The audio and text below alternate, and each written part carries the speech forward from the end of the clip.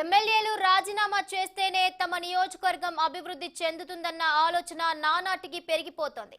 దీంతో సెగ్మెంట్ ను అభివృద్ధి చేసుకునేందుకు ప్రజలే రంగంలోకి దిగుతున్నారు. తాము ఓటేసి గెలిపించిన ఎమ్మెల్యేను రాజీనామా చేయాలని కోరుతున్నారు. మెదక్, హుస్నాబాద్ తదితర అసెంబ్లీ స్థానాల నుంచి గెలిచిన ఎమ్మెల్యేలను రిజైన్ చేయాలన్న డిమాండ్ ఇప్పటికే వినిపిస్తోంది. తాజాగా పటాన్చెరు ఎమ్మెల్యే మహిపాల్ రెడ్డిని కూడా రాజీనామా చేయాలని నియోజకవర్గ వాసులు పట్టుపడుతున్నారు.